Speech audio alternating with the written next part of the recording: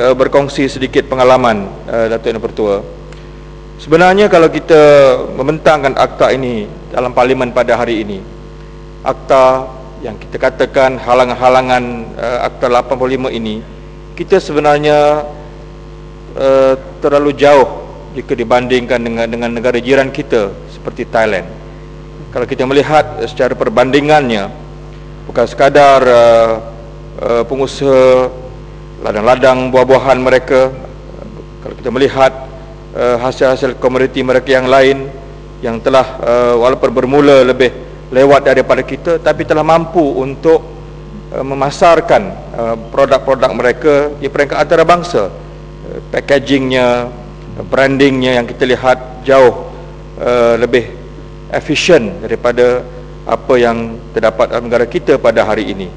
Di Thailand kita melihat sebagai perbandingan bahawa sektor perkebun kecil ini telah menjadikan industri ini begitu kompetitif, sehingga kan ada bank yang khusus tentang industri getah ini, yang boleh fokus dan boleh memberikan pinjaman kecil-kecilan kepada sektor ini. Dan ini kita melihat suatu perkembangan yang cukup membanggakan, yang mungkin kita boleh belajar daripada pengalaman mereka ini, supaya sektor ini akan mendapat lebih perhatian, dan juga kerajaan akan menjadi lebih fokus terhadap bagaimana mampu untuk menjadikan industri ini lebih kompetitif pada masa yang akan datang. Kalau lepas Perang Dunia Kedua kita melihat harga getah dalam keadaan yang begitu tinggi, kemudian jatuh selepas Perang Dunia Kedua, ancaman besar bagi industri getah ini adalah getah tiruan yang diperkenalkan oleh Jepun. Tetapi bila teknologi semakin berkembang dan kita melihat pada hari ini industri pembinaan, construction mula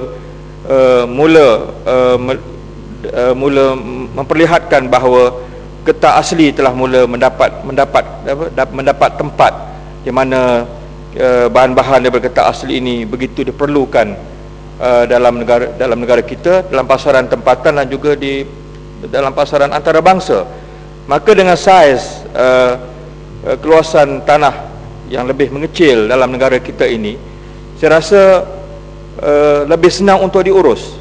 Dan adakah nanti dengan benar-benar akta 85 ini dipinda dan semua halangan itu tidak ada lagi, maka saya ingin mendapat satu kepastian bahawa adakah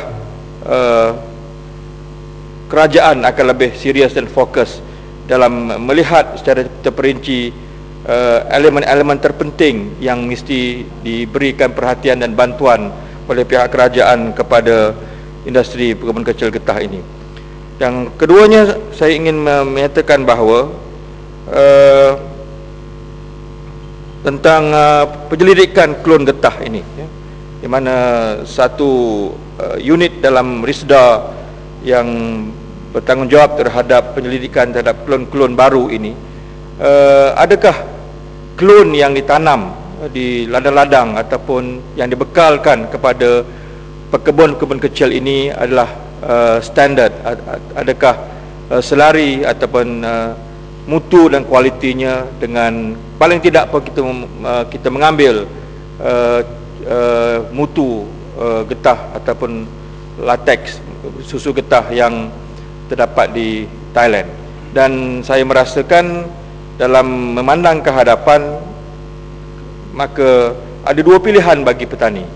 Sama ada mereka menanam getah dan menoreh hasilnya dalam bentuk jangka panjang, dan hari ini kita juga melihat kayu getah itu sendiri boleh menjadi satu bahan komoditi yang mungkin boleh menguntungkan. Tapi ini juga bergantung pada saiz tanah yang dimiliki oleh pihak kebun kecil ini. Maka dengan adanya pihak berkuasa yang ditubuhkan akta-akta yang disebut nanti, saya ingin melihat adakah benar-benar sektor ini diberikan pembelaan yang sepenuhnya, diberikan panduan bagaimana mereka mengurus takbir tanah-tanah mereka yang kecil ini, dan dalam menentukan sama ada dalam jangka panjang petani terus menoreh pohon-pohon getah ini ataupun mereka boleh menjual kayu getah itu bila sampai tempoh matangnya.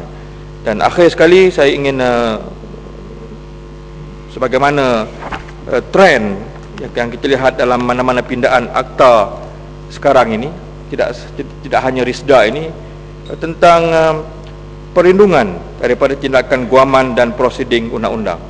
Perkara 52 juga menyebut tiada tindakan guaman, pendakwaan atau prosiding lain boleh diambil atau dibawa, dimulakan atau dibuat dalam mana-mana mahkamah terhadap menteri, pihak berkuasa, mana-mana anggota pihak berkuasa, mana-mana anggota jawatan kuasa, atau mana-mana pegawai, perkhidmatan atau ejen pihak berkuasa, atau mana-mana orang lain yang bertindak dengan sah bagi pihak berkuasa berkenaan dengan apa-apa perbuatan, keaiban, keingkaran, kecuaian yang dibuat, yang dilakukan olehnya dengan suci hati, atau apa-apa peninggalan yang tinggalkan olehnya dengan suci hati atas sifat yang sedemikian. Jadi istilah suci hati ini telah menjadi suatu kod yang akut malaikat, telah menjadi suatu, saya takut satu istilah yang disalahgunakan untuk menghalalkan ataupun untuk menjustifikasikan setiap tindakan-tindakan yang saya rasa oleh kerana kita ini adalah dengan izin human being, manusia biasa yang tidak mungkin terlepas daripada dosa dan kesalahan.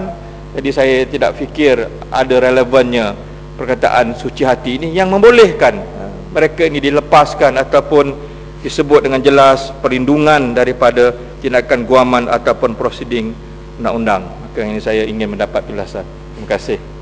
Yang betul.